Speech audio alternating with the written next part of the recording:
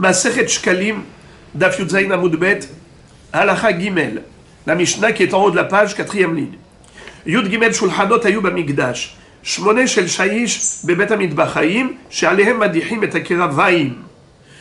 La Mishnah précédente nous a dit qu'il y avait 13 tables dans le Bet Hamikdash. Ces 13 tables, où est-ce qu'elles se situaient? Alors on nous dit qu'il y en avait déjà 8 qui se trouvaient dans l'abattoir. L'abattoir, c'était l'emplacement qui était juste en face du Misbéach. Le Misbéach était au sud, l'abattoir était au nord. Là-bas, on avait 24 anneaux fixés au sol qui permettaient d'immobiliser la bête au moment de la shrita. Et à droite de l'abattoir, on avait 8 tables. Ces 8 tables, à quoi servaient-elles? Ces 8 tables de marbre, comme nous dit la Mishnah, Shmone Shel Shayish, Shayish c'est le marbre, Bebet Hamidbach Hayim dans l'abattoir, She'alehem Madihim et Akeravayim. Sur ces tables, on allait laver les boyaux, on allait laver les entrailles du Korban Ola, puisque on allait brûler l'ensemble de la bête, des holocaustes, puisque tout était brûlé sur l'autel, il ne fallait pas brûler les entrailles avec tous les déchets, avec tous les excréments qu'il y avait dedans. Donc il fallait vider les boyaux, laver les entrailles, les intestins, pour ensuite plus tard les remettre sur l'autel. Donc c'est la raison pour laquelle il fallait 8 tables pour laver les kravaïm, les entrailles. Ushnaim b'ma'arav kevesh. Et il y avait 2 tables à l'ouest de la rampe. De quelle rampe on parle? On parle de la rampe du Misbéach. Car le Misbéach, c'était un cube. En fait, il y avait 3 cubes, un sur l'autre, superposés. Il y avait le Yesod, ensuite le Sovev, et ensuite il y avait le Elyono Shel Misbéach et les Karnot à Misbéach. D'accord? Donc il mesurait 32 coudées au niveau du socle, du Yesod, et on avait aussi un Kevesh qui mesurait 32 coudées, 16 mètres. Ce Kevesh, c'était une rampe qui permettait d'accéder au sommet de l'autel du Misbéach. C'est comme ça que les Kohanim allaient faire monter les Korbanot sur le Kevesh. Eh bien, derrière le Kevesh, voilà, vous avez ici un excellent croquis. Vous avez une belle image.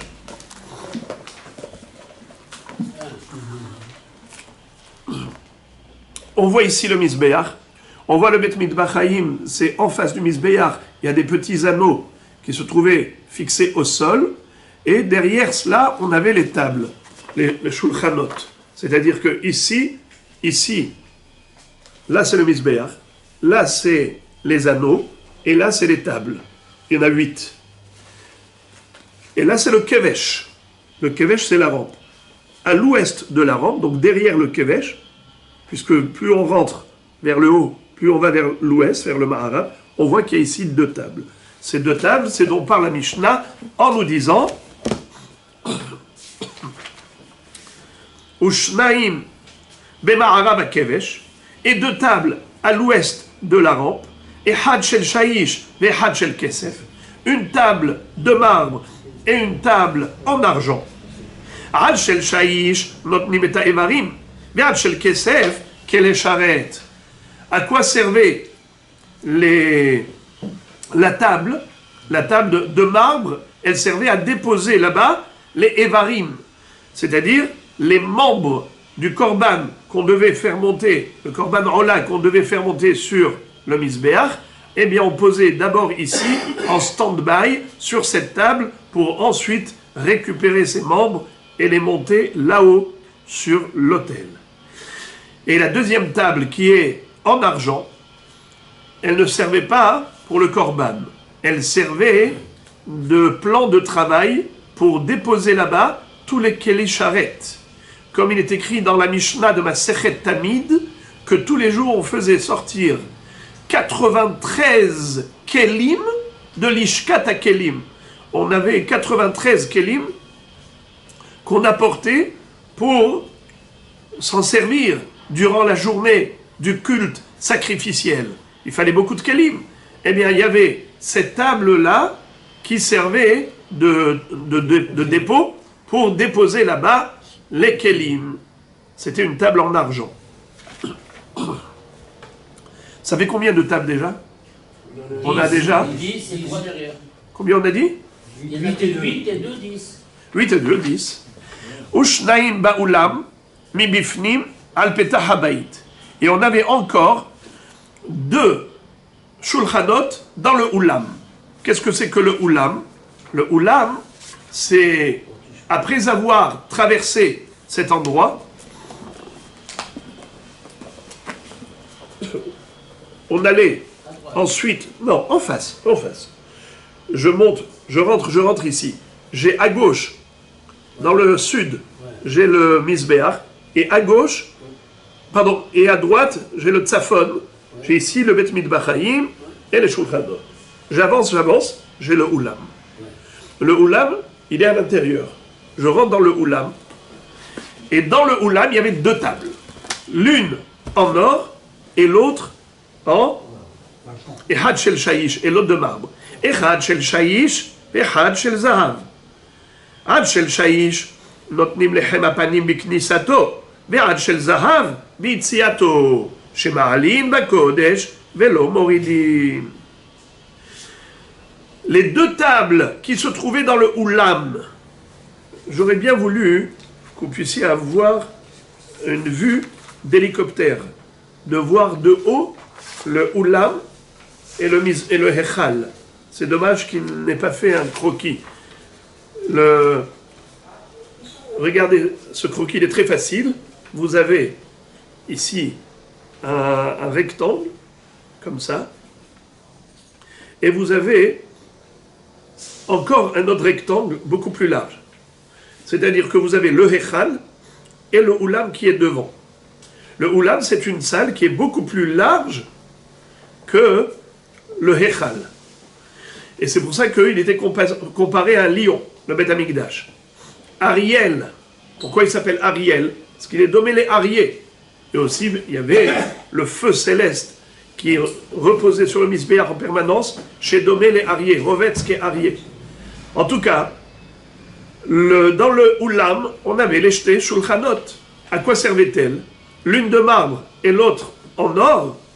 L'une, c'était pour déposer le pain Biknisato, et l'autre pour déposer le pain Bitziato. Quand on apportait le pain, c'était quand? À l'entrée, c'était quand? C'était le Shabbat. La Torah nous dit Ubiom ha-Shabbat ya'arechenu. C'était le Shabbat qu'il fallait déposer le pain sur le Shulchan. Et c'était le Shabbat qu'il fallait retirer le pain de la semaine dernière, puisque c'est de Shabbat en Shabbat qu'on allait échanger le pain. Donc on avait le pain nouveau et le pain ancien. Et il y avait un ness extraordinaire, c'est que le pain était toujours chaud, comme s'il sortait du four. La soum lechem hom beyom hilakeho. Comme le jour où il est sorti du four, eh bien, c'est comme ça qu'on le retirait le Shabbat pour le distribuer au Kohanim.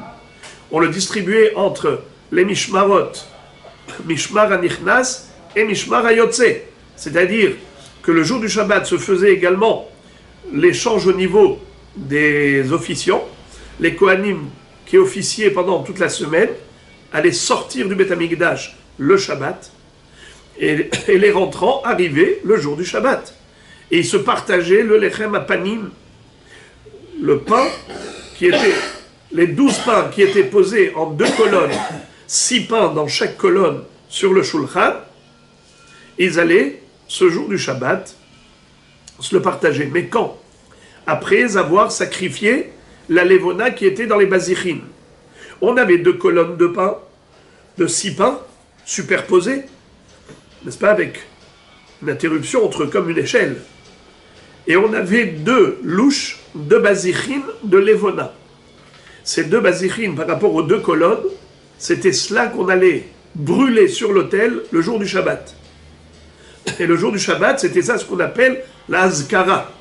Akadosh Baruch Hu va prendre ça pour agréer ce sacrifice que l'on fait, ce qu'il y avait comme Zikaron, comme Azkara par rapport au pain, c'était cela qu'on donnait à Akadosh Baruch Hu, que la Levona. La Levona, c'est une épice, c'est une plante.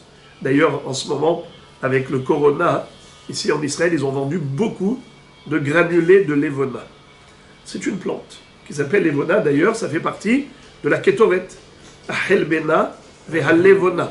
Lévona, c'est une épice. C'est quel genre? Alors, ce qu'ils vendent ici, vous allez voir en pharmacie, allez-y dans un super farm et vous demandez de la lévona, vous allez voir exactement de quoi ça a l'air. Bekitsour, cette lévona était brûlée pour, en tant que sacrifice du pain. Et c'est ça ce qui a porté la bracha au Am Israël. Car la bracha de la parnassa, elle passait par le pain qui était posé sur le shulchan dans le Beth Amikdash. Le Shabbat. Oui. Alors, le chidouche, c'est quoi? C'est que le pain, quand on l'a porté, le Shabbat, on allait le déposer sur une table, en marbre, en stand-by, juste le temps de le récupérer pour ensuite le mettre. Alors il y avait 4 Kohanim, 2 qui prenaient le nouveau pain et 2 qui retiraient le pain de la semaine dernière, l'ancien. Et comment ça se passait? Rabbi Yossi dit que c'était mamash côte à côte. On retirait le pain ancien et en même temps on faisait rentrer le pain nouveau. Ça veut dire qu'à aucune seconde il y a eu interruption. Il y a toujours du pain sur la table. Et j'allais dire que le flux divin de la parnassa, qui passait justement par ce shulchan, par ce pain, eh bien il fallait qu'il soit les fanaï tamid. Les panim, les fanaï tamid. Tamid. Alors, ça ne s'arrêtait jamais. Et la Gemara dit que celui qui veut être riche, dans sa Hamida, il faut qu'il se tourne un peu vers le nord. Pourquoi? Parce que le shulchan se trouvait au nord du Mizbeach. Et puisque le shulchan se trouvait au nord du Mizbeach, alors il y avait la parnassa là-bas. Donc tu veux la parnassa, harotze le hachir yatzfin. Et celui qui veut être hacham, alors qu'il aille plutôt qu'il se tourne vers le sud. Pourquoi? Les fichiers à Menorah haïta badarom, car la Menorah se trouve au sud. Alors si tu veux la lumière de la Menorah, tu veux la lumière de la Chokhmah, qui ner mitzvah et Torah or, alors tourne-toi vers le Darom. Tu veux la Parnassa, tourne-toi vers le Tzafon. C'est pour ça qu'il y en a qui font toujours comme ça. Parce qu'ils veulent les deux. Alors, Bekitsour, en tout cas, ce qui est sûr, c'est que ces 2 tables, l'une était de marbre et l'autre en or. Celle de marbre, c'était pour poser le pain frais, c'est-à-dire celui le nouveau pain. Celui-là, il était posé sur celle de marbre. Tandis que le shulchan shel zahav, à quoi servait-il le shulchan shel zahav? C'était pour déposer le pain qu'on avait retiré ce Shabbat. Alors maintenant, pourquoi fallait-il qu'il y en ait une de marbre et l'autre en or? Autant mettre les 2 de marbre. Pardon, les 2 en or. Ou les 2 en marbre. Pourquoi une en marbre et une en or? Alors il nous dit comme ça. Ad shel shaish notnim lechem apanim biknisato ve'ad shel zahav bi'tziato. Le lechem apanim opposait le nouveau biknisato lorsqu'on le faisait rentrer. Alors c'était sur shulchan shel shaish. Mais quand on le faisait sortir, le pain de la semaine dernière, c'était ad shulchan shel zahav bi'tziato. Pourquoi le deuxième, c'est-à-dire la deuxième table, le deuxième shulchan n'était pas en shaish, en marbre? Réponse, puisque toute la semaine, le pain était posé sur quelle table? Sur une table en or. Toute la semaine, le shulchan était posé sur une table en or. Puisque c'était une shulchan en or, tu ne peux pas ensuite rabaisser le niveau du pain et le déposer maintenant sur une table en shaish, en marbre, parce que toute la semaine il était sur une table en or. Tu ne peux pas le réduire, tu ne peux pas le rabaisser. On a une règle, ma'alin bakodesh ve'en moridin. Dans le kodesh, on monte, on ne descend pas. Donc une fois que le pain était sur le zahav, tu ne peux pas le remettre sur shaish. Il faut qu'il soit encore sur une shulchan shel zahav. Mais alors pourquoi à l'entrée il fallait qu'il soit Et pourquoi à l'entrée il fallait qu'il soit Biknisato, quand on allait le déposer, c'était sur une table en shaïch. Pourquoi est-ce qu'on n'a pas fait une table en or aussi pour le déposer au début? Alors on va voir dans la Gemara. Mais terminons d'abord la Mishnah. Echad shel zahav mi bifnim, she'alav lechem apanim tamid. La fin de la Mishnah, c'est quoi? C'est que la 13e table se situait dans le Hechal. Car les deux Shulchanot dont on vient de parler maintenant se situaient où?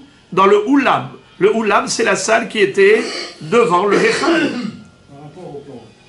Par rapport au plan, alors c'est... On a les 8 là. Ouais. Là, il y a 3. Non.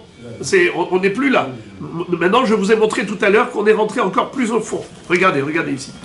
Je vous ai montré là qu'on est rentré à l'intérieur, la porte. On est rentré dedans. Alors on voit pas ce qu'il y a dedans. C'est pour ça que je regrette qu'ils n'ont pas fait une photo, une vue d'hélicoptère pour voir le Oulam et le Hechal. Donc on avait une salle qui était longue, qui était large à droite et à gauche, et ensuite une plus étroite qui s'appelait le Hechal. Dans le Oulam, on avait les deux tables, une table de Shaïch et une table de Zahav.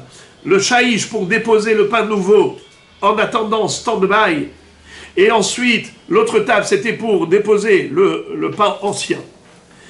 Le nouveau, comme je vous ai dit, la Gemara va nous expliquer pourquoi il fallait qu'il soit de marbre et pas en or. Mais en tout cas, la deuxième table, c'est sûr qu'il fallait qu'elle soit en or parce qu'on ne peut pas réduire le niveau du pain. Alors ensuite, on nous a parlé maintenant de 12 tables. On a vu qu'il y en avait 8 dans l'abattoir, Bet Mitbachaim, pour laver les boyaux du Korban Ola. Il y en avait 2, et Had Shel Kesef, et Had Shel Shaïch, Bemaharav Kevesh. Et il y en avait 2 encore, ça fait 12, 2 dans le Oulam, qui servaient pour le pain, Echad Biknisato, Echad Bitseato. Et le 13e Shulchan, où se situe la 13e table, eh bien, c'est The HaShulchan Asher Lifnei Hashem.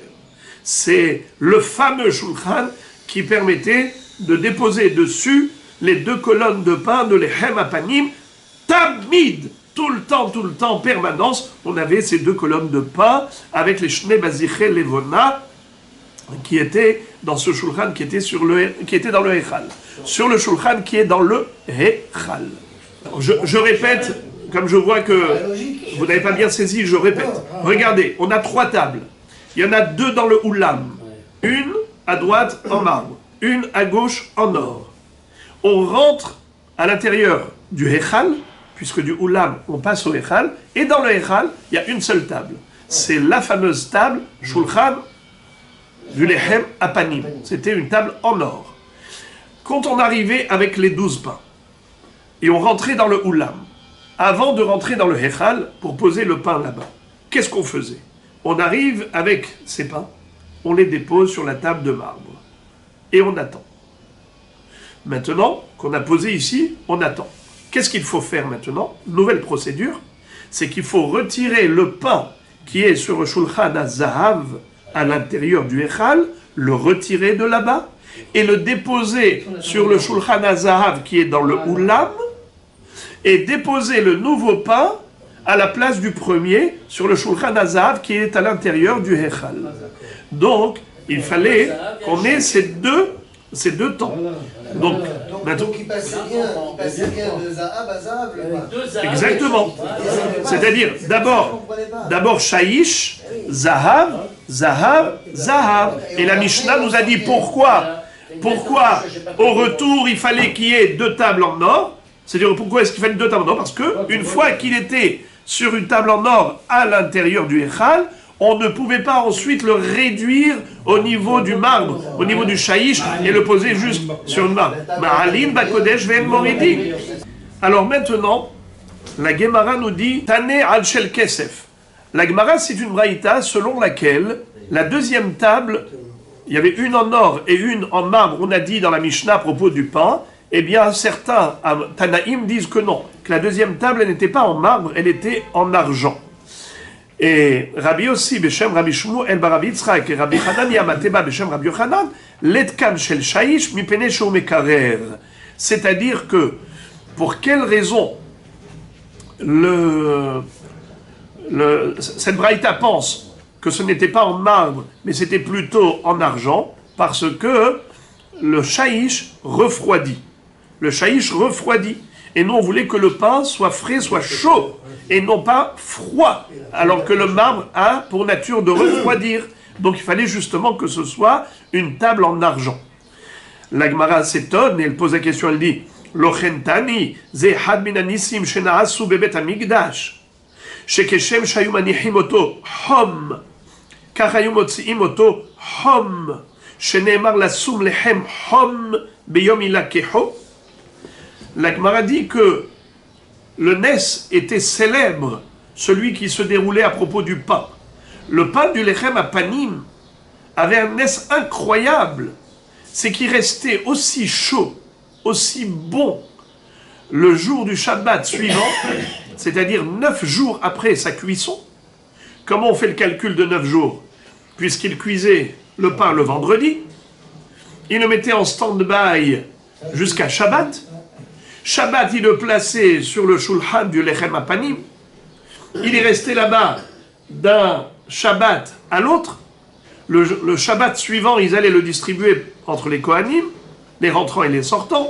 Ce qui fait que ce pain allait être mangé au 9e jour de sa cuisson. Généralement, un pain classique, 9 jours après sa cuisson, l'ota'am veloreah. Il n'a ni goût ni odeur. Et là, il était comme chaud qui sortait du four. On l'apprend du pasouk, la soum lechem hom beyom ilakeho. Qu'est-ce que ça veut dire? David Amelech était en fuite de Shaoul. Il a été un homme à Irakohanim. Il a demandé à Ahimelech, qui était le Kohen là-bas, il lui dit, s'il te plaît, donne-moi à manger, j'ai très faim. Pas que moi, tous mes hommes, on va crever de faim si on n'a pas de quoi manger. Et donne-moi aussi une arme. Il lui a donné l'épée de Goliath. Il lui a dit, je n'ai rien à vous donner à manger. Que le lechem apanim qui se trouve dans le Mishkan. Puisque le Mishkan se trouvait à ce moment-là à Nov. Il lui a dit, on est dans une situation de force majeure, de pikuach nefesh. Si on ne mange pas ce lechem apanim, on pourra mourir de faim.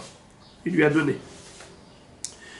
Eh bien là-bas, il est écrit, la soum lechem hom biyom ilakeho. Pour ça que la Gemara ne dit pas ham, chaud, elle dit hom, la chaleur, pour reprendre le terme du pasouk. Et la Gemara dit que le Nes, on l'apprend de ce pasouk, que le lechem hom, keyom ilakeho. Ça veut dire que le beyom ilakeho, c'était le jour où on le retirait du comment on appelle ça, du shulchan, le jour où on le retirait du shulchan, et la keho, on le retirait du shulchan, et bien à ce moment-là, il était lechem hom. C'était du pain chaud, qui sortait du four, comme s'il sortait du four, alors qu'il était âgé de 9 jours. Alors la Gemara pose la question, elle dit, je comprends pas, comment ces Tanaïm, qui ne sont pas d'accord avec la Mishnah, car la Mishnah a dit, shulchan shel sha'ish, et eux ils disent shel kesef. Et pour quelle raison ils disent shel kesef et pas sha'ish? Parce que le shaïch, le marbre, ça refroidit. Et alors? Mais de toutes les façons, c'est un pain qui est miraculé, puisque pendant 9 jours, il reste chaud. Tu te soucies maintenant, tu t'angoisses pour l'histoire de la chaleur? Réponse, dit la Gemara, Rabbi Yoshua ben Levi Amar, En mazkirin ma'asen nisim. On n'évoque pas les miracles. Qu'est-ce que ça veut dire? Lorsqu'on agissait dans le Beth Amikdash, on ne tenait pas compte du miracle.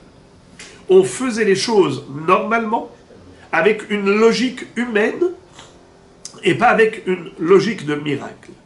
Donc on devait faire les choses comme si on le faisait à la maison. Tu vas prendre une table de shaïch, tu vas refroidir. Au contraire, tu veux conserver la chaleur du pain. Alors on mettait sur une table en argent. Ça change quoi? Parce que de toute façon, la semaine 4. De seconde Mechila. Ce qui veut dire que dans le Beth Amikdash, on faisait des actes qui étaient naturels, même lorsque l'opération était surnaturelle. Un autre exemple. Vous savez que, qu'est-ce qui brûlait les corbanotes sur l'autel? Le feu céleste. Et pourtant, il y avait une mitzvah, les Kohanim, d'apporter du feu ordinaire, du feu terrestre. Afalpi shaita eshel ma'ala, mitzvah lehavi mina hediot. C'est une mitzvah d'apporter du feu naturel. Pourquoi? Mais à quoi ça sert? De toute façon, il y a le feu céleste. Réponse, en mazkirin ma'asen nissim. Tu n'as pas le droit d'être sommer à la messe. Pourquoi? Parce que, dans ce cas-là, il n'y a plus de libre arbitre. Si Akadosh Baruch Hu se dévoile comme ça, et il manifeste son intervention de cette manière aussi flagrante, eh bien, plus personne ne peut renier Dieu. Or, quel est le mérite du choix du bien? C'est la possibilité du choix du mal. Si Akadosh Baruch Hu s'impose, alors c'est tout à fait normal qu'on le reconnaisse. Le croyant, qu'est-ce qu'il a de mieux que le non-croyant? C'est que il ne voit pas et il croit. Il sait que Akadosh Baruch Hu est là, car rien ne s'explique sans Dieu.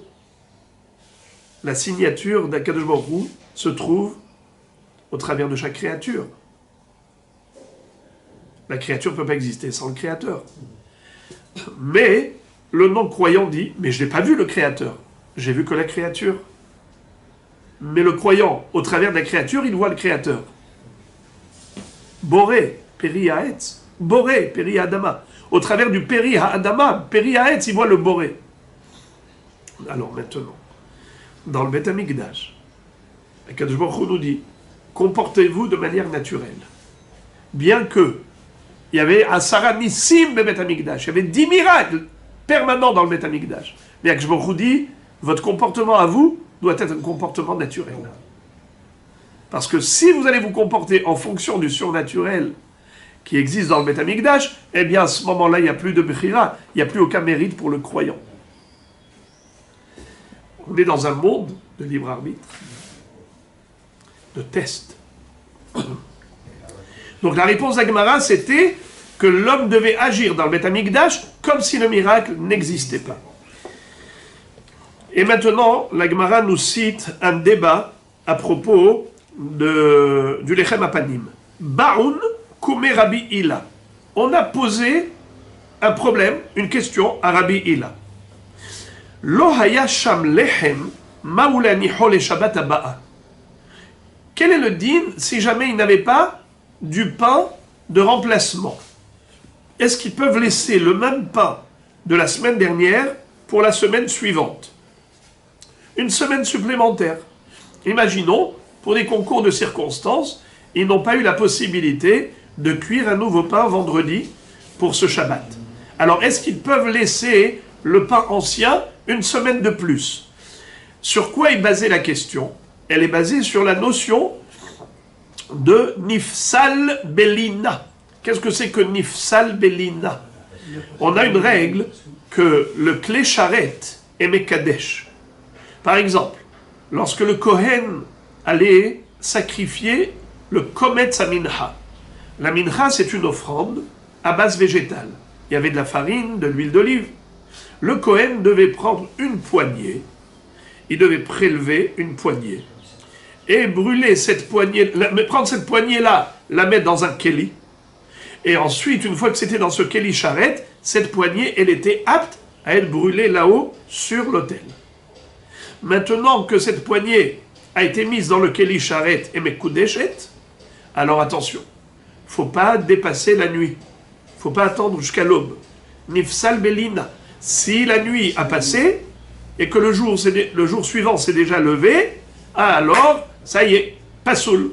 On ne peut plus sacrifier cela, c'est disqualifié. Alors, qu'est-ce qu'on a compris? Qu'est-ce qu'on déduit de cette halakha?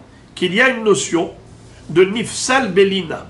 Lorsqu'un élément sacré a été déposé dans un kéli sacré, et que la période de la mitzvah s'est écoulée, désormais, cet objet est disqualifié au sacrifice.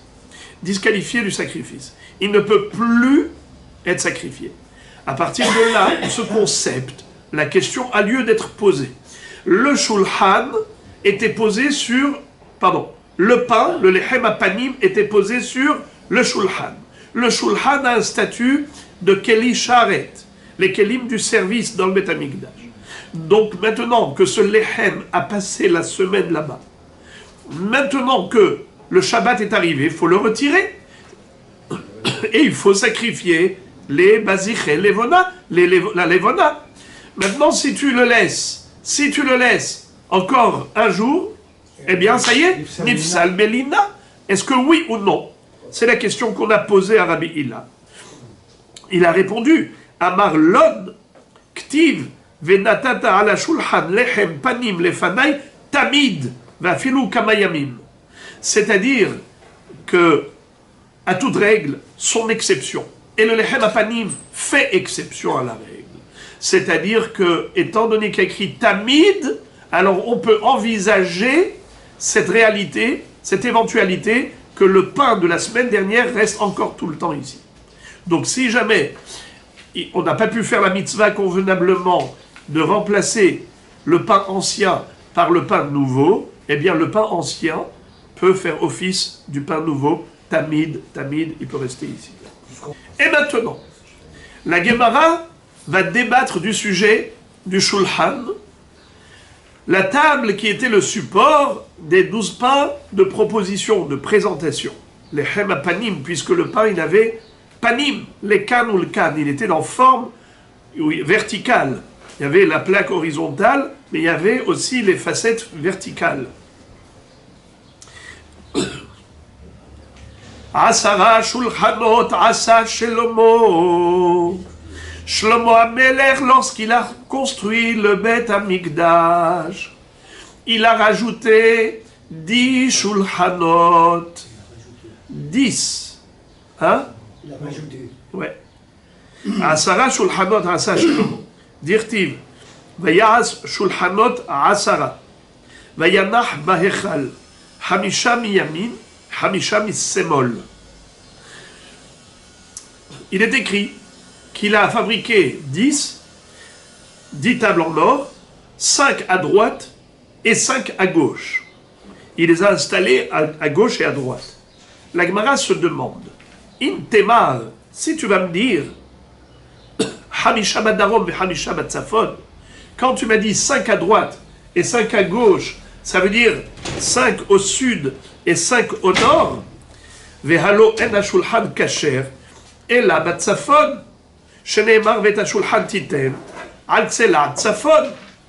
c'est-à-dire, le shulchan, il n'est kasher, il est apte à remplir sa fonction que dans la mesure où le shulchan se trouve au nord, dans le tzafon.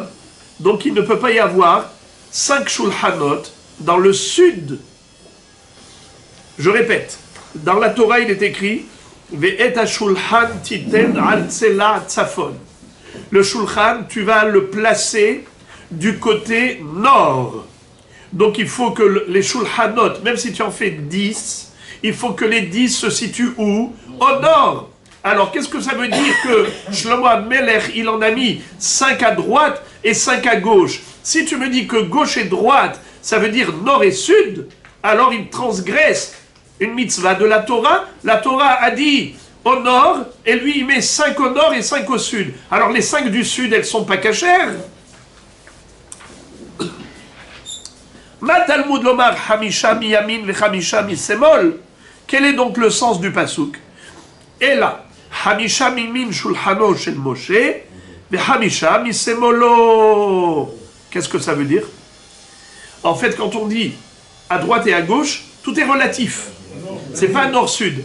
Tout est au nord. Mais au nord, on avait 11 tables. Une au centre, qui était le shulchan fabriqué par Moshe Rabbeinu dans le désert, dans le Mishkan. Et les 10 tables supplémentaires de Shlomo HaMelech, il en a mis 5 à droite du shulchan de Moshe Rabbeinu et 5 à gauche du shulchan de Moshe Rabbeinu. Mais elles étaient toutes où? Dans le nord. Il avait le droit, Shlomo, de faire des choses en plus. Alors Shlomo HaMelech, tout ce qu'il a fait, c'était basé sur ce qu'il avait reçu comme instruction de son père, David HaMelech, qui avait tout reçu par Nevoah, l'architecture du Bet Amikdash, Hakol birtav miyad Hashem alay hiskil. David Amelech avait reçu l'architecture du Beth Amikdash, et Akadosh Baruch Hu a voulu que dans le Beth Amikdash, il y ait 11 tables, et pas juste une table comme dans le Mishkan. On y a rajouté. Rajouté par rapport à la réalité. La réalité, c'est qu'il n'y avait qu'une seule table dans le Mishkan, et il y en avait 11 dans le Beth Amikdash, donc il en a rajouté 10. Hamisha min shulchano shel Moshe, Hamisha misemolo. Oui, il y a besoin d'avoir 11 tables. Alors on va voir. Afal piken, lo haya mesader ela beshel Moshe bilvad, shene'emar, et ashulchan asher alav lechem apanim. Afal piken, malgré tout, bien qu'on avait 11 tables, 5 à droite et 5 à gauche du shulchan de Moshe Rabbeinu, le pain de lechem apanim, les 12 pains, les 2 colonnes de pain, étaient déposés et entreposés que sur le shulchan de Moshe Rabbeinu, qui était au centre. Rabbi Yossi Bar Biouda, Omer. Rabbi Yossi Bar Biouda n'est pas d'accord. Lui, il dit Al Kulan Haya Mesader, Shenemar et Ashulhanot, Ba'alehem Lechem Apanim. C'est-à-dire, le premier a cité un pasouk où on voit que c'est au singulier, sous-entendu qu'il n'y avait qu'une seule table qui était éligible pour le dépôt du pain, c'était le shulchan de Moshe Rabbeinu, tandis que Rabbi Yossi Bar Biouda va dire que non. Il va dire que parfois, on pouvait poser le pain sur cette table et parfois sur une autre table et à tour de rôle, puisqu'il est écrit Et hashulhanot ba'alehem lechem apanim. Si on a dit shulhanot au pluriel, sous-entendu que chacune d'entre elles était éligible et qualifiée pour être le support du pain pendant cette semaine. Tane, Braïta, Mizrach ou Ma'arav hayu netunim. Divrei Rabbi, les shulchanot, comment est-ce qu'elles étaient positionnées? Alors, ok, on a dit que ce n'était pas du nord au sud, car dans ce cas-là, on aurait 5 tables dans le sud qui seraient disqualifiées, puisque le shulchan doit être obligatoirement dans le tzafon, selon l'ordre divin, n'est-ce pas? Veta shulchan al tzela tzafon. Donc c'est sûr que les 11 tables, on a déjà dit, c'était dans le tzafon. Alors maintenant, même dans le tzafon, il y a 2 façons de mettre la table. Soit en longueur, soit en largeur. C'est-à-dire, soit dans la longueur du Beth Amikdash, soit dans la largeur du Beth Amikdash. Comment était positionnée la table? La table, elle est rectangulaire, elle faisait 2 coudées de long sur une coudée de large. Alors la longueur, est-ce qu'elle était ce qu'on appelle Tzafon Darom, ou bien la longueur, elle était Mizrach Ma'arav? C'est sûr que l'emplacement, c'était au Tzafon. Mais la position de la table, c'est-à-dire sa longueur, est-ce que les 2 extrémités de la longueur, c'était est-ouest, ou bien plutôt nord-sud? Quelle était la position? Mahloket. Tane. Dans la Braïta, il est écrit Mizrach u'ma'arav hayu netunim. Divrei Rabbi. Rabbi Eliezer, Rabbi Elazar bar Shimon, Omer, Tzafon vedarom hayu netunim. La mahloket entre eux, c'est justement celle-là, de savoir de quelle façon était positionnée la table. D'après Rabbi, elles étaient Mizrach ma'arav. D'après Rabbi Elazar, le fils de Rabbi Shimon, elles étaient positionnées Tzafon Darom. La Gemara demande Man de Amar Mizrach ou Ma'arav Niha. Celui qui dit que elles étaient positionnées dans le sens Mizrach Ma'arav est-ouest, Niha. Pourquoi? Kulehun Re'uyim les Shirut. Dans ce cas-là, en effet, elles étaient toutes Re'uyot les Shirut. Ça veut dire qu'elles étaient tous aptes à servir de shulchan pour poser le pain dessus. Mais d'après le man de Amar, Tzafon vedarom, nimtza shulchan badarom. C'est-à-dire que si les shulchanot, elles étaient dans ce sens-là, de Tzafon darom, et tu vas les mettre toutes, une après l'autre, donc forcément, tu vas te retrouver avec des tables qui se retrouvent dans le darom. T'as pas le choix. Je vois pas comment ça. Les shulchanot, elles mesuraient combien?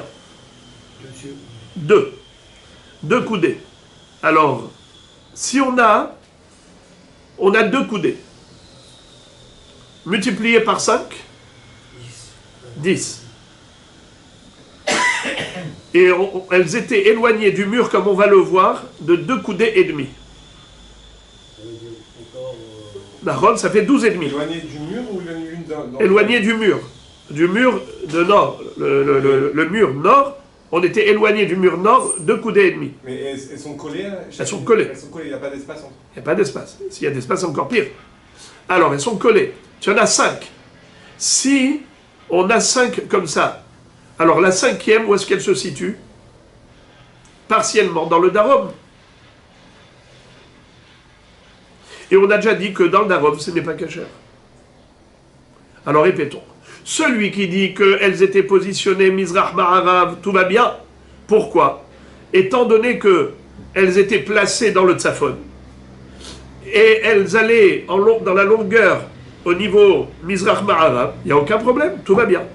Mais d'après celui qui dit qu'elles étaient positionnées Tzafon Darom, alors, comment est-ce qu'on a dit tout à l'heure? Qu'il y en avait 5 à droite de Moshe et 5 à gauche de Moshe. Comment tu peux comprendre 5 à droite et 5 à gauche du Shulchan de Moshe Rabbeinu? Où est-ce que se situe déjà la table, la première table? Elle n'était pas collée au mur. On éloignait du mur 2 coudées et demi. Et à partir de là, tu vas mettre les 5 tables. 5 fois 2, 10 amot. Ça te fait 12 et demi. 12 et demi, donc il y a une table qui est complètement dehors. Ouais. Non, elle était devant. Tu as une table qui est complètement dans le sud, et tu as une table où il y a une demi-coudée qui se trouve dans le sud. Je répète, la première table qui était au nord ne touchait pas le mur du nord. Il y avait 2 coudées et demi d'écart entre le mur et l'extrémité de la table. Tu vas commencer à mettre les 5 tables, à partir de là, tu mets 5 tables. 5 fois 2, 10. Plus les 2,5 d'écart, d'intervalle entre le mur et la première table, ça fait 12,5. Quelle était la largeur du Echal? Quelle était la largeur du Echal? 20 coudées. Donc la moitié, c'est 10 coudées. Donc j'ai 10 coudées à droite, 10 coudées à gauche. Donc j'ai 2 coudées et demi à l'extérieur. Donc il y a une table qui est entièrement à l'extérieur, qui se trouve dans le sud. Et ce n'est pas bon. Et c'est une question que la Gemara laisse sans réponse. Alors regardez s'il vous plaît les schémas que vous avez. Les schémas que vous avez.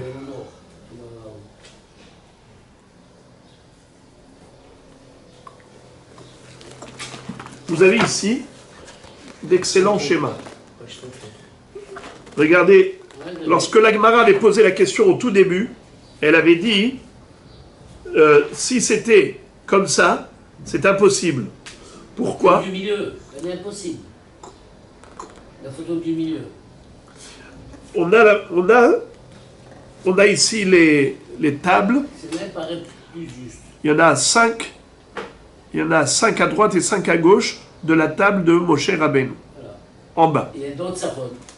Elles se trouvent dans le Tzafon. Voilà. Égal. Au-dessus, Et ici, elle est bonne dans le Tzafon.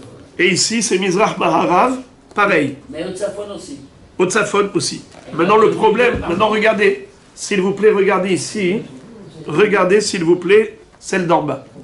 En bas. Est-ce que c'est bon en bas? Est-ce que c'est bon? A priori, on va dire que oui. Quel est le problème? Qui veut m'expliquer le problème? Ah, il y a un problème dans la troisième? Ouais. Qui veut m'expliquer le problème? On est- Non, je vous ai dit de regarder le troisième, celui-là d'en bas. Celui-là d'en bas. Le troisième en bas, en bas. Oui. Qu'est-ce que vous voyez? Est-ce qu'il y a un problème Je ici? vois 5 tables. 5 tables, la table de Moshe au milieu. Est-ce que c'est cachère ou pas cachère? Non, oui, parce qu'elle est Tzafon. C'est pas caché, hein, parce qu'il y en a qui sont au... Bravo, Au-delà. bravo. Puisqu'on a fait le calcul, Ah oui, il y en a une table de chaque côté. voilà, puisqu'on a dit que elle mesurait 2 coudées de long, puisqu'elle mesurait 2 coudées de long, 5 fois 2 égale 10, et puisqu'elle n'était pas collée au mur, elles étaient à 2 coudées et demi du mur du tzafon, ça fait 12 et demi. Et puisque la largeur totale du Echal c'était 20 coudées, donc 20 divisé par 2 ça fait 10. Si tu me mets 12 coudées et demi de table, alors forcément tu as une table qui se trouve dans le Darom. Ce n'est pas bon. C'est la photo est... Et maintenant la Gemara nous cite une baraïta. Tane, Ashulhan aya natun, mehatzi abayit velifnim. Mashuch min hakotel, shte amot u mechetza, kelape hatzafon, u menora kenegdo badarom. Le Shulchan se trouvait au milieu du Hechal, Hatzi Abayit, Mashuch min hakotel, shte amot u mechetza, éloigné du mur 2 coudées et demi, c'est-à-dire qu'il y avait un écart entre le Shulchan et le mur de 2 coudées et demi, que la paix Hatzafon, c'est-à-dire du côté nord, au Menora, Kenegdo Badarom. Et la Menora se trouvait au sud, face à la table, juste en face de la table. Regardez Rabotai, si vous avez ce croquis, vous avez cette image qui est magnifique. Regardez l'image du haut. Vous avez ici le Hechal. Il faut savoir que Shlomo HaMelech, quand il a construit le Kodesh HaKodashim avec le Hechal qui était devant, en tout, on avait une longueur de 60 coudées. Vous rentrez par l'est, vous allez vers l'ouest. Une fois qu'on a dépassé le Oulam, on rentre dans le Hechal. Et du Hechal, on rentre dans le Kodesh HaKodashim. Le Kodesh HaKodashim était carré. 10 coudées de long sur 10 coudées de large, 10 coudées de chaque côté. Mais le Hechal, qui était dans le prolongement, il était le double. Il faisait 40 coudées de long et 20 coudées de large. Donc je répète, le Kodesh HaKodashim, il fait combien? 20 sur 20. 20 coudées sur 20 coudées. Le Hechal, il fait combien? 40 sur 20. 40 sur 20. La largeur 20 et la longueur 40. Alors maintenant, si on devait diviser le Hechal en deux, au niveau de la longueur, je divise en deux virtuellement, qu'est-ce que ça me donne? 20 et 20. 2 carrés de 20. Alors maintenant, imaginons dans notre esprit, imaginons 3 carrés de 20. J'ai une première salle, 20. Deuxième salle, 20. Troisième salle, 20. Ok? Mais en réalité, c'est pas comme ça que c'était. 40 et 20. Mais maintenant, le 40, tu le divises en deux. Ça te fait... 20 et 20 de ce côté-là. Exactement. 3 tiers. Tu as 3 tiers. Alors maintenant, dans le Hechal, qui faisait 40 de long sur 20 de large, c'est exactement ce que vous voyez ici. Ce que vous voyez ici. Cette image va vous montrer. Vous avez Bédiouk. Et qu'est-ce qu'on voit? On voit qu'au fond du Echal, il y a la Ménorah à gauche, il y a le Shulchan à droite, et il y a le Mizbeach HaZahav au centre. Mais qui se situe, si vous avez vu la ligne virtuelle qu'ils ont tracée, En fait, c'est... le Mizbeach HaZahav se trouve à l'intérieur. À l'intérieur, pas à l'extérieur. Donc tout se situait dans la partie interne du Hechal. Dans la deuxième moitié du Hechal, qui constitue en fait un tiers de l'ensemble. Je répète, le Shulchan, la Ménorah et le Mizbeach se situaient dans la partie interne du Hechal, qui constitue un tiers de l'ensemble du Echal avec le Kodesh HaKodashim. Puisque en tout on a 60 de long et 20 de large, c'est comme si on avait 3 carrés de 20, et dans le carré du milieu, c'est là où on a à droite le Shulchan, à gauche la Ménorah, et au centre le Mizbeach HaZahav. C'est pas le carré du milieu. Comment?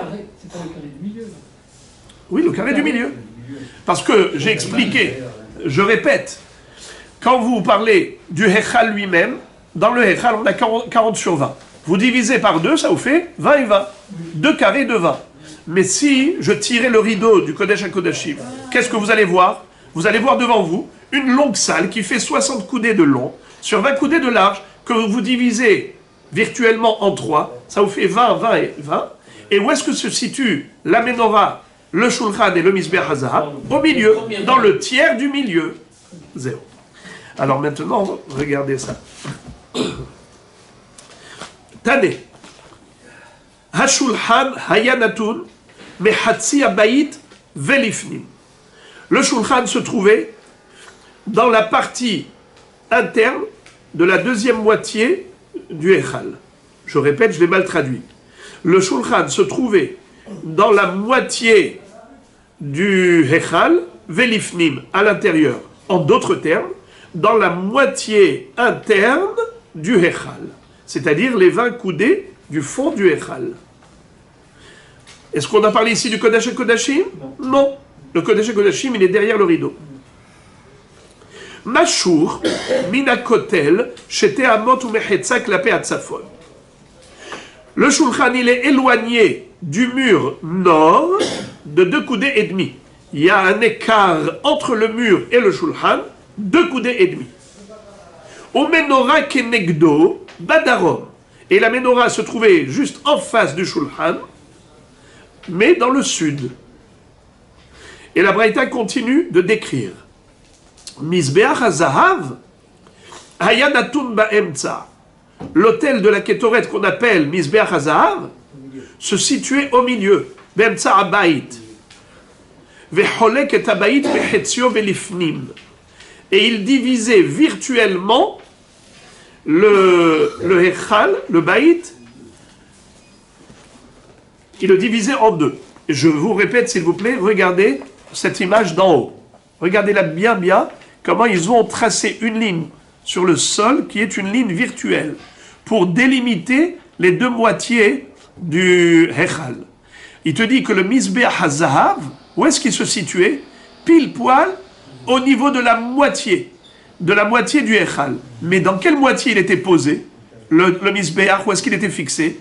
Dans la moitié interne et pas la moitié externe. C'est ce qu'on appelle Mizbeach hazahav hayanatun ba'emtza abayit, cholek et abayit mechetzio velifnim, mashur kim'a klape chutz. Qu'est-ce que ça veut dire mashur kim'a klape chutz? Il était un petit peu en décalé par rapport à la menorah et au shulchan. Voyez-vous la menorah et le shulchan? Ils sont l'un en face de l'autre. Est-ce que entre les deux, on avait l'autel en or, le Mizbeach hazahav qu'on appelle Mizbeach haketoret? Vous savez que le Mizbeach hazahav, il mesurait combien? 2 coudées de haut et 1 coudée carrée. Ça veut dire que c'était 1 coudée par 1 coudée au niveau de ses côtés. 1 coudée par 1 coudée, très petit. Et au niveau de sa hauteur, 2 coudées. Entièrement plaqué or. D'accord? Là-bas, on brûlait l'encens, la kétoret. Eh bien, lui se situait où? Entre le shulchan et la menorah, mais pas exactement, en décalé. C'est ça ce que nous dit la Braïta. Mashur kim'a kelapehutz. Un petit peu en retrait par rapport au shulchan qui est à droite et la menorah qui est à gauche. Vechulehen hayu netunim mishlish habayit velifnim. Et les 3 se trouvaient dans le tiers de la maison du Beth Amikdash, velifnim. Qu'est-ce que ça veut dire? De quel tiers on parle? Qui est-ce qui a compris de quel tiers on parle? Excellent. Bédiou. Le 3e tiers qu'on ne voit pas dans cette image, c'est le Kodesh HaKodashim. Parce que si tu ouvres le rideau, eh bien en effet, tu vas voir que tu as 3 tiers, 20, 20 et 20, et les 3 kelim, Shulchan, Menorah et Mizbeach hazahav, se situaient dans ce tiers-là. Et maintenant la Braïta continue son descriptif. Eser menorot asa shelomo, shene'emar vayas et menorot hazahav, eser kemishpatam, vayiten bahechal, hamesh miyamin ve hamesh misemol. De la même façon que Shlomo HaMelech, lorsqu'il a construit le Beth Amikdash, il a fait fabriquer 10 tables en or supplémentaires par rapport à qui? Par rapport à Moshe Rabbeinu. Moshe Rabbeinu n'avait fabriqué qu'une seule table, Et lui, il a rajouté ces tables qui étaient en bois recouvert d'or, plaqué or, à la différence avec la menorah.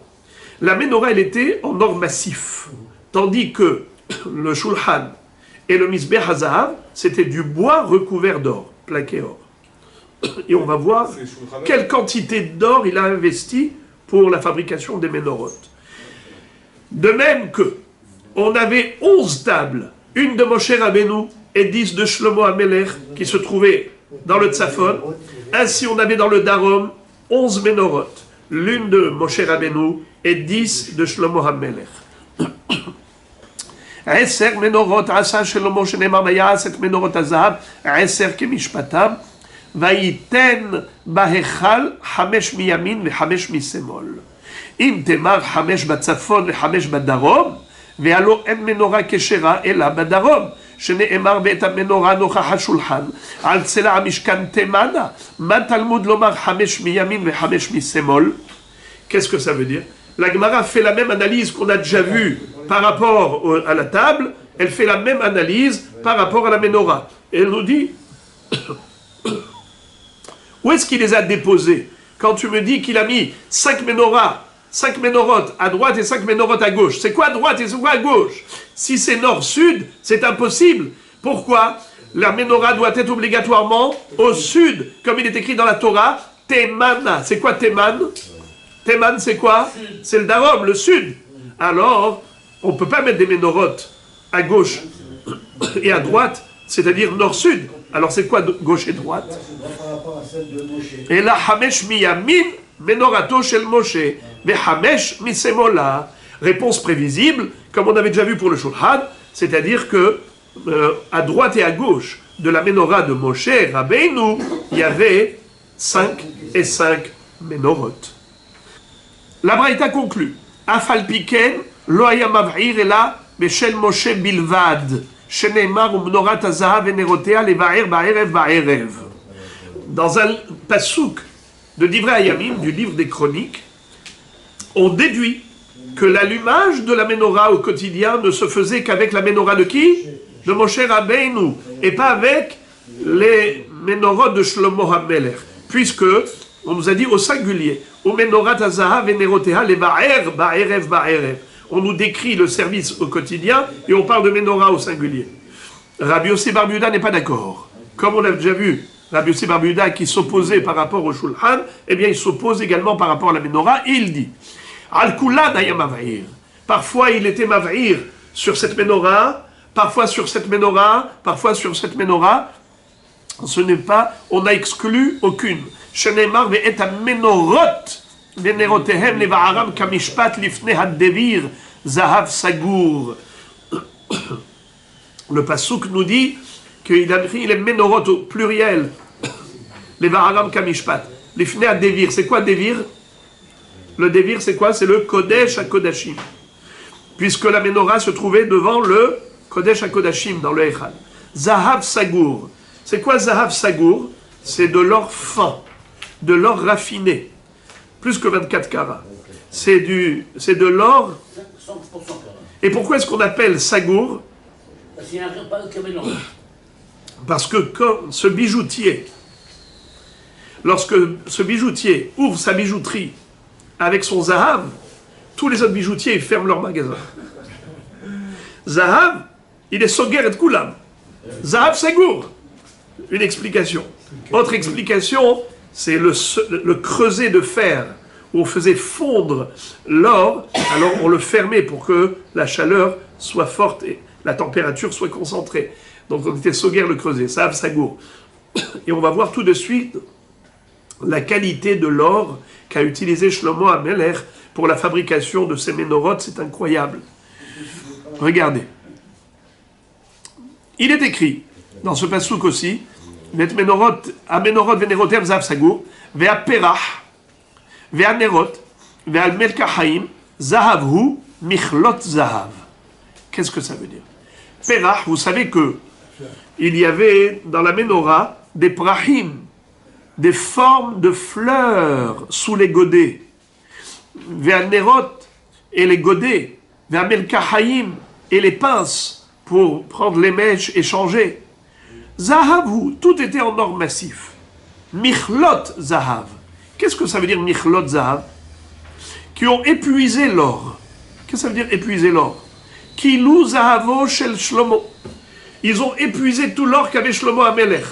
Ça veut dire que Shlomo Amelech, il a tout investi, il ne restait plus après d'or. Le Rav Chaim Kanievski Shalita, dans un livre qu'il a écrit sur le Yerushalmi, il dit quoi? Shlomo Amelech, il n'avait plus d'or, mais à son époque, il y avait une telle richesse que l'or et l'argent n'avaient pas de valeur, tellement il ten kesef birushalayim ka'avanim, comme des pierres, l'argent. Donc il dit que Emet, c'est pas l'or qui manquait. Il lui restait de l'or normal. Mais Zahav Sagour, l'or raffiné, comme on va voir tout de suite, c'était ô combien raffiné. C'est de cet or-là qu'il a épuisé. Taner Rav Yehuda Beshem Assi. Rav Yehuda dit au nom d'un Tana qui s'appelait Assi. Haya Shlomo Notel, Elef Kikare Zahav, Umachnisam Lakur Motzian, Achuma Midan al Ehad, Lekayem Machene Emar, Kikar Zahav Tahor Asa Ota. Incroyable. Shlomo Amelech, pour obtenir un lingot d'or avec lequel il allait fabriquer une menorah, il allait introduire dans le creuset 1000 lingots d'or classiques. Ça veut dire que pour obtenir un lingot d'or de, comme vous dites, 1000 carats, il fallait le faire passer et à nouveau faire fondre et à nouveau le purifier, le filtrer, le tamiser, faire en sorte qu'il n'y ait plus aucun métal rajouté, mais que de l'or absolu. Eh bien, il mettait 1000 kikarim pour obtenir un kikar Zahav Sagour. Incroyable. Les Kayem Hashenemar kikar Zahav Tahor Asa Ota. Tania, la Gemara nous cite une braïta qui a un avis contraire. C'est encore Rabbi Yossi Bar Yehuda qui s'oppose. Rabbi Yossi Bar Yehuda Maaseh bimnorat mikdash, she'aita yetera al menorah she'asa Moshe bamidbar, dinar zahav, v'yechnisu ala cour shmoni param velo hasre kloum. Qu'est-ce que ça veut dire? Lui, Rabbi Yossi Bar Yehuda dit que non, que l'or ne se réduit pas.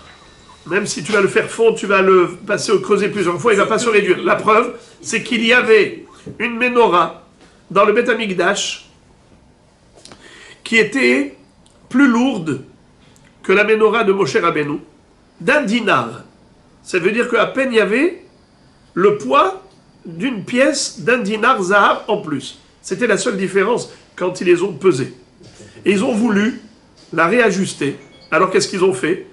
Ils l'ont fait fondre 80 fois. Ils finissent à la cour, shmonim pa'am. Ils l'ont fait rentrer dans le creuset 80 fois. Velo hasra kloum, et il n'y a pas eu une seule réduction. Une seule réduction. La Gemara dit, en fait, ce n'est pas une question. Pourquoi ce n'est pas une question? Pourquoi c'est Béhémet, il n'a pas de couche, que cette couchia qu'il pose n'en est pas une? Veyaout, Adela Yakum al-Berare, Ava Haser Sagin, Mindu Kayem al-Berare, la Haser Kloum.